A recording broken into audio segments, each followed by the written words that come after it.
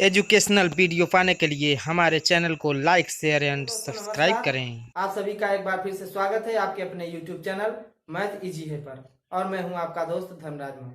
पिछले दो वीडियो में हम लोगों ने साधारण संख्याओं का एलसीएम और एचसीएफ निकालना सीखा। दोस्तों आज हम लोग ऐसी संख्याओं का एचसीएफ तथा एलसीएम निकालना सीखेंगे जो या तो भिन्न में होंगी, या दशमलव में होंगी, या घात वाली संख्याएं होंगी। तो सबसे पहले भिन्न वाली संख्याओं का एचसीएफ यानी कि महत्तम समापवर्तक देखते हैं। तो मान लीजिए भिन्नों का एचसीएफ निकालने के लिए हमें अंशों का एचसीएफ निकालना है और बटे हरों का एलसीएम निकालना है। यानी कि अगर हमको महत्तम समापवर्तक निकालना है भिन्न का, तो जो उसमें अंश होंगे उनका हम महत्तम समापवर्तक निकाल लेंगे और जो हर होंगे उनका लघुत्तम समापवर्तक निकाल लेंगे, तो वह हमारी भिन्नों का महत्तम समापवर्तक हो जाएगा।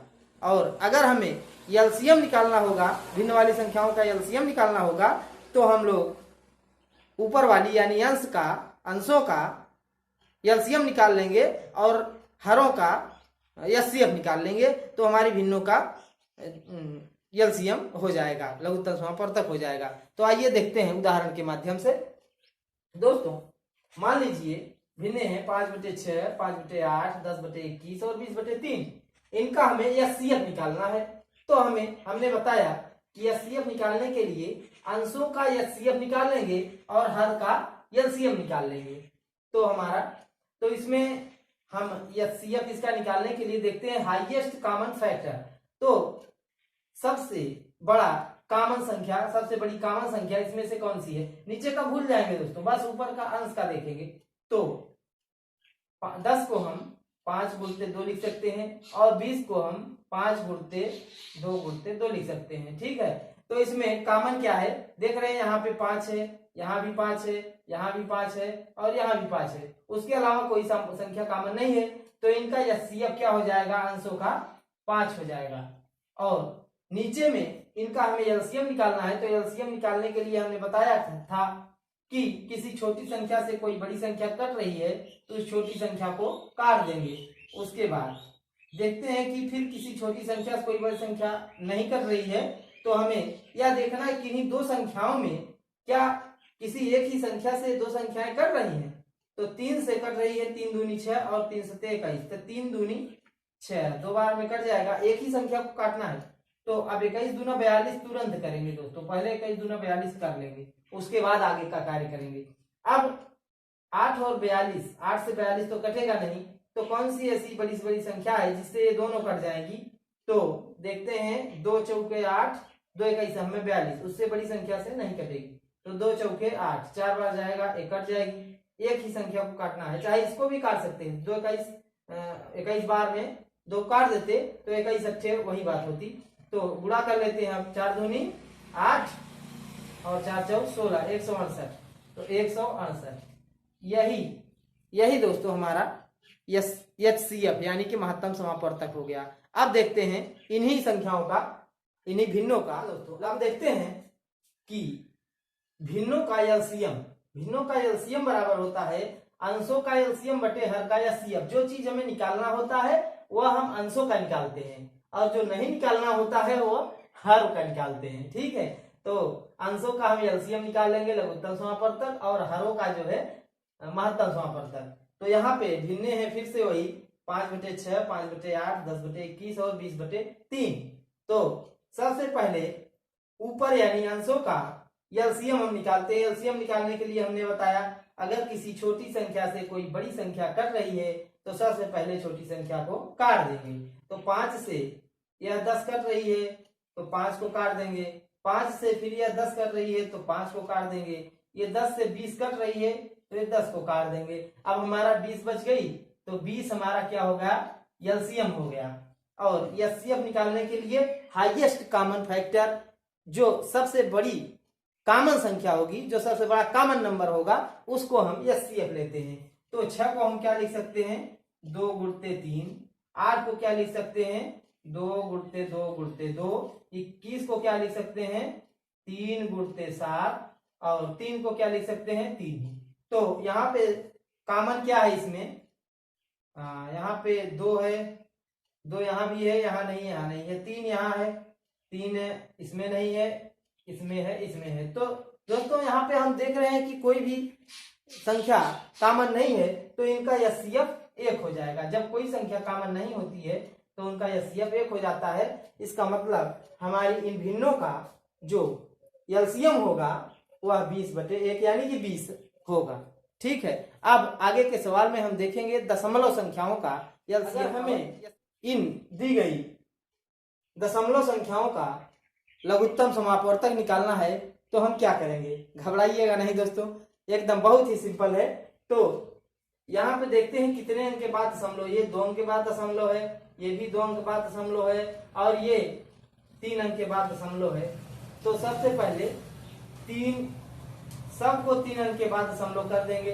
3 अंक के बाद करने के लिए इसमें एक 0 लगा देंगे, इसमें भी एक 0 लगा देंगे, तो 3 अंक के बाद दशमलव हो गया, और यहाँ पे 3 अंक बाद है। उसके बाद हम प्रत्येक दशमलव को हटा देंगे, और दोस्तों लास्ट में 3 अंक के बाद हम दशमलव को लगा देंगे। ठीक है, तो हमारी संख्याएं क्या हो गई, ये 50 हो गया, ये 100 हो गया, और ये दोस्तों 25 हो गया। अब इन्हीं संख्याओं का हम एलसीएम निकाल लेंगे। एलसीएम निकालने के लिए हमने शार्ट तरीका बताया है कि किसी अगर छोटी संख्या से कोई बड़ी संख्या कट रही है तो सबसे पहले उस छोटी संख्या को काट देंगे। तो देख रहे हैं 25 से 50 कट रहा है, इसलिए 25 को काट देंगे, और यहाँ देख रहे हैं 50 से 100 कट रहा है तो 50 को भी काट देंगे। तो हमारा एलसीएम सीधे सीधे 100 हो गया।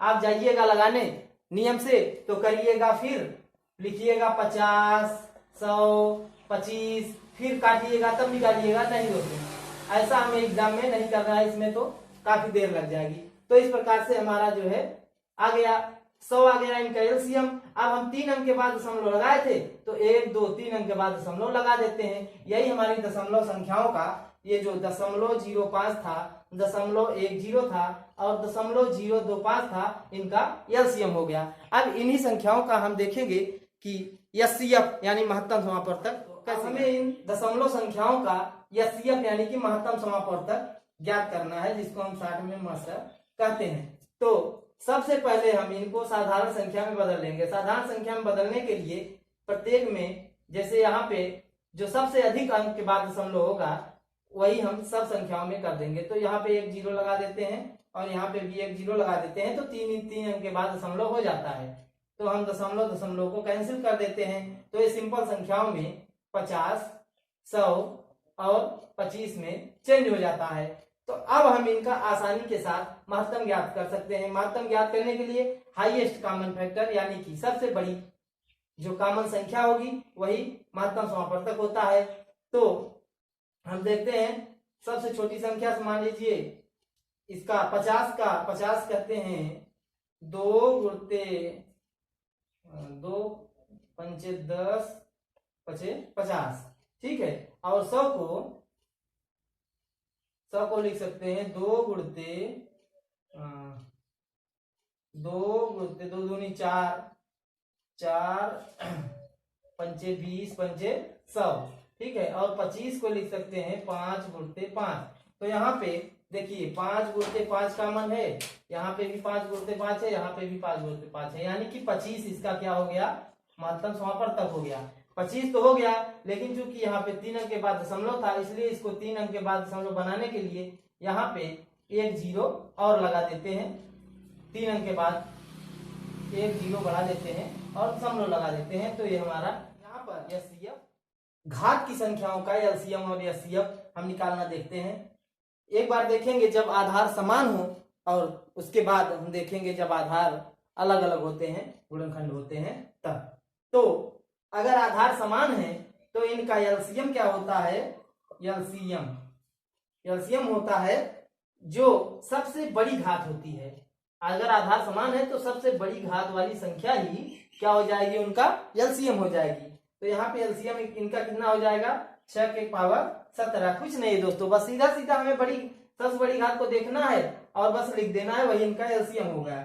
और एचसीएफ दोस्तों जब आधार समान है तो जो सबसे छोटी घात होगी वही तो कॉमन फैक्टर होगी सब में, तो वही इनका क्या हो जाएगा, एचसीएफ हो जाएगा 6 की पावर 3 हो जाएगी। इसको देखकर घबराइएगा नहीं, बहुत ही इजी है।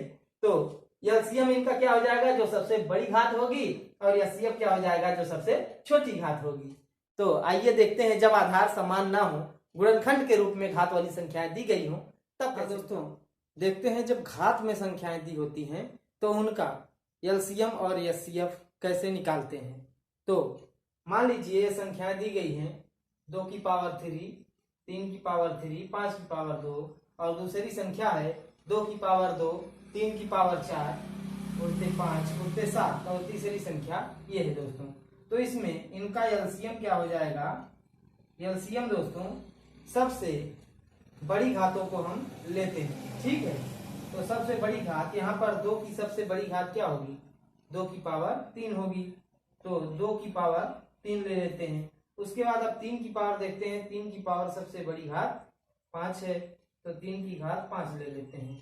उसके बाद यहाँ पर 5 की घात सबसे बड़ी कौन सी है, 5 का स्क्वायर है, तो 5 का स्क्वायर ले लेते हैं। उसके बाद ये 7 का सबसे बड़ी घात 7 की पावर 9 है, तो 7 की पावर 9 ले लेते हैं। दोस्तों यही हमारा एलसीएम हो जाएगा, क्योंकि एलसीएम वह संख्या होती है जो दी हुई सभी संख्याओं से कट जाती है, ठीक है। और इनका अगर एचसीएफ निकालना होगा तो हम जो कॉमन फैक्टर होगा उनको ले लेंगे दोस्तों, जैसे एचसीएफ, यानी इसमें जो कॉमन फैक्टर होगा, कॉमन फैक्टर कब होगा, जो सबसे छोटी घात वाली संख्या हम लेंगे। इसमें 2 है तो 2 को ले लेते हैं, ठीक है। सबसे छोटी 2 की पावर 1 है तो 2 ले लेते हैं, क्योंकि इससे ये संख्याएं कटनी चाहिए। तो अगर 2 की पावर हम 2 ले लेंगे या 3 ले लेंगे तो कटेगी दोस्तों, ये संख्या नहीं आ पाएगी, बड़ी हो जाएगी। तो यहाँ पर 3 की सबसे छोटी घात कौन सी है, तो 3 की सबसे छोटी घात है 3 की पावर 3, तो 3 की पावर 3 ले लेते हैं। कॉमन भी रहना चाहिए दोस्तों, हाँ। जैसे मान लीजिए अब 5 की घात 2 है, 5 है, लेकिन इसमें 5 नहीं है तो उसको हम नहीं लेंगे, और 7 की इसमें 7 नहीं है तो 7 को भी नहीं लेंगे। तो हमारा यही क्या हो जाएगा, एचसीएफ हो जाएगा। तो अगले वीडियो में हम एलसीएम और एचसीएफ से संबंधित अच्छे अच्छे प्रश्नों को सॉल्व करेंगे। तब तक के लिए जय हिंद, जय भारत।